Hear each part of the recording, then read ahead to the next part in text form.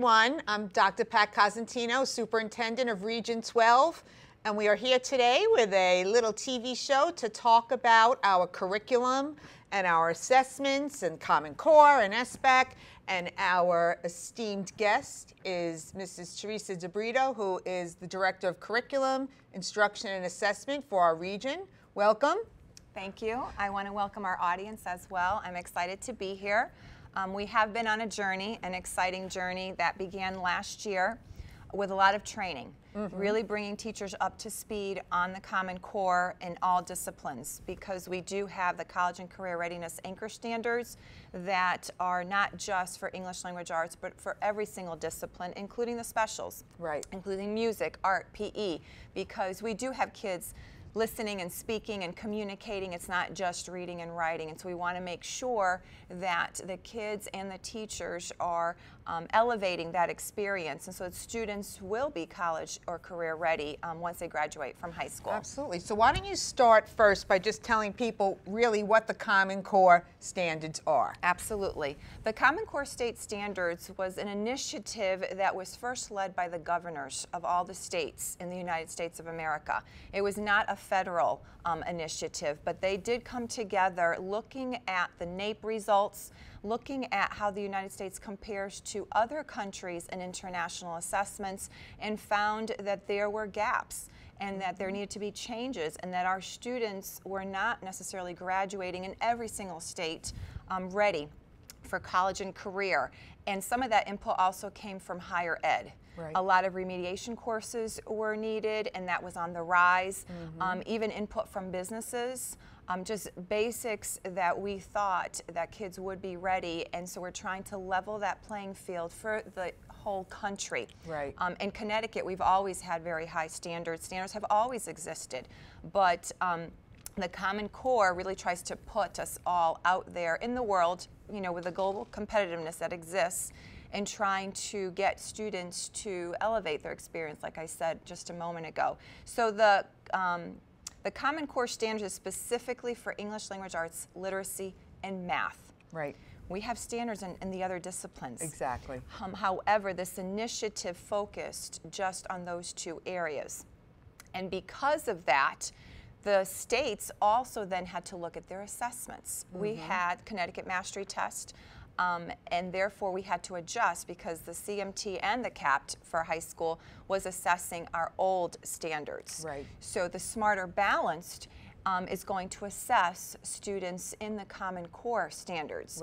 Now the state of Connecticut, in adopting those standards, now calls them the Connecticut Core Standards, no longer just Common Core. So it's important to just note that. In the training that all the teachers have had, and even the presentations for parents, bringing along those standards, I think has been valuable so that parents can read them. And really look at them and say, I wouldn't throw out anything. There's no standard here that is fluff. There's no standard here that's inappropriate. These are all really high-level expectations that we would want for all of our kids. So we're very excited about that. The curriculum revision process that has taken place has been, you know, at some points quite overwhelming because it's a lot to do at once. But because we've provided a lot of supports, administration has been very supportive. We've had consultants come in. We've had consultants going into the classroom to really have dialogue with the teachers. Is that level of engagement that's expected happening in the classroom, We have the standards on paper. We write curriculum, but now is it really happening in the classroom the way it's envisioned to happen? So that's a very non-threatening manner. It's not done by an evaluator. It's someone who's coming in from the outside to offer that feedback and that support to the teachers. So that's been very, very helpful and exciting. So let's just go back 1 second, because I want, you know, we say the standards are different. Let's talk just a little bit about how they're different and how the new assessments are different. Because I think people may think when we say different, some people think that means bad. They're not bad. They're going deeper. They're helping students to make relevance of what they're learning. They're helping students to have meaning and be able to apply what they're learning. And that's really what the SBAC does. So I can explain further. Yes. For example, you talked about going in deeper. The standards are designed so that they build upon each other. In the past, teachers could be expected to have dozens and dozens and dozens of standards, and so there would be this surface type of teaching. We're just going to, touch upon this and move on and move on and move on. Right. And next year we'll touch upon it and keep moving on and on. The difference is that now teachers are expected to go deeper with that learning so that students get more complex thinking involved in that process and truly have that foundational knowledge. Right. And then the next year it builds on that as opposed to repetition. Spending the first month of school or so repeating, we weren't progressing, and that's Right. a big difference we found with other countries. They had less standards, but they were just going deeper with the standards. And so I think teachers really do begin to see the value in that.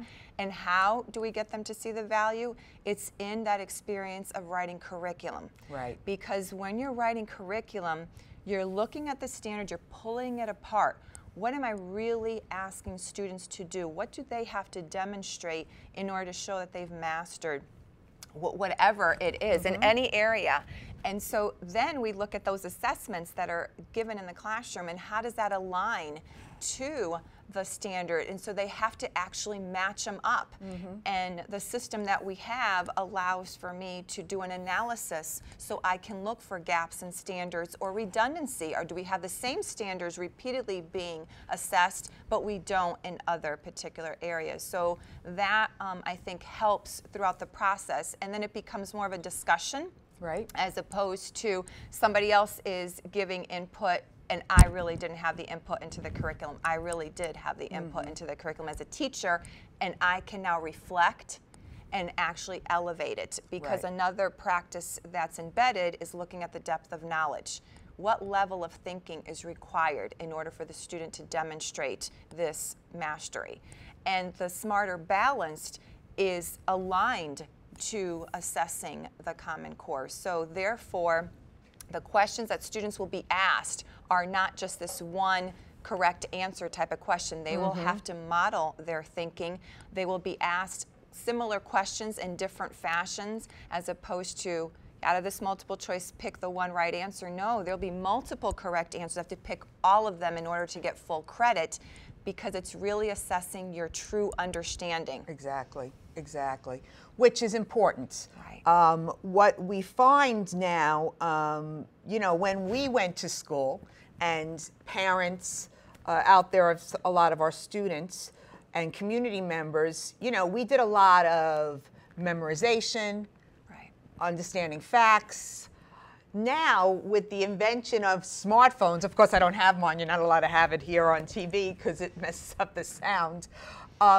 Kids have facts at their fingertips. They can go to any phone, any computer, any handheld device and get that information.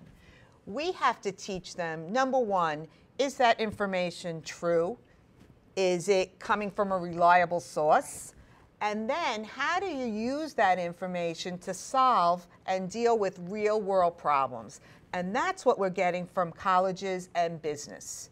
How do kids come in and be able to work together, work in groups, solve problems that are affecting our economy, our environment, the worlds we live in?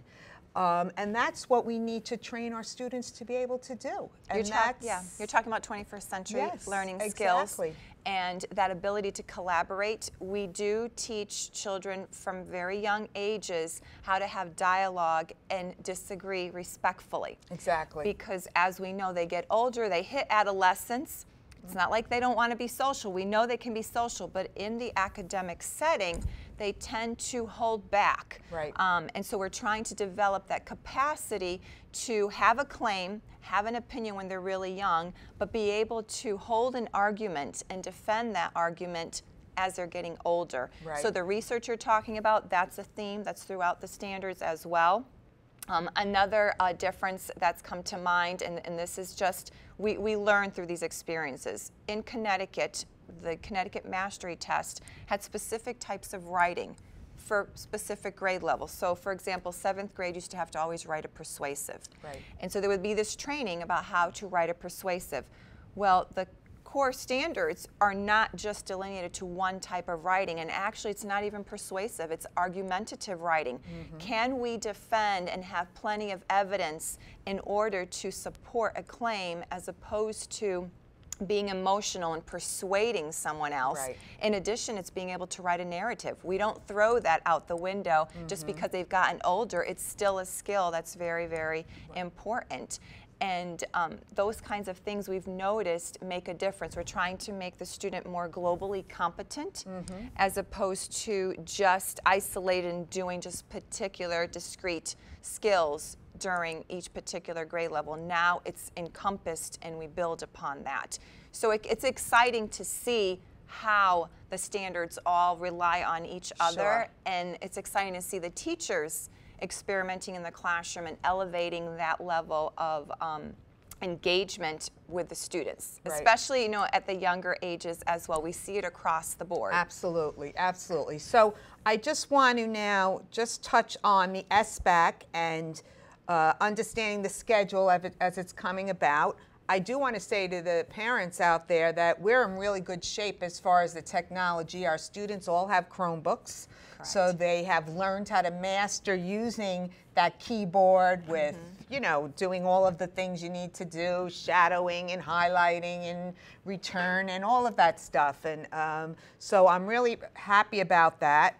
But just talk about SBAC, how it's coming, how we roll it out, and what they can expect, you know, in the next few months. So the SBAC, the Smarter Balanced Assessment Consortium, is the assessment that's replacing the Connecticut Mastery Test and the CAPT for ELA literacy and for math. We still have science, that's state of Connecticut, that hasn't gone away. But the Smarter Balance is all done digitally, and the accommodations are embedded. This is state-of-the-art. It's unlike any other assessment we've given in the past. In addition, those results will go into student records, just like the CMT and CAP did in the past, and students will have the time that they need. There isn't this limit where we did have a limit with CMT and CAPT as well. The other piece is it's only about an hour and a half at a time. So for the whole math piece, you're looking at about 4 hours. The same thing for ELA and literacy.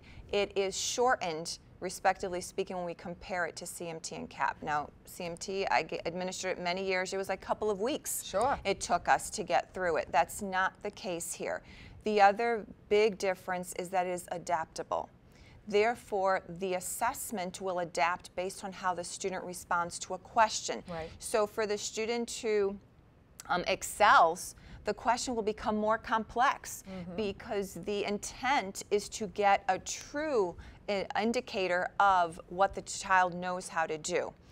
Vice versa is the same. If a student might struggle, then the question will be asked in a less complex manner, again trying to figure out what does the student know, where are the weak areas. And so we're excited about seeing what those results are going to look like. This will be the first time that we will actually get results.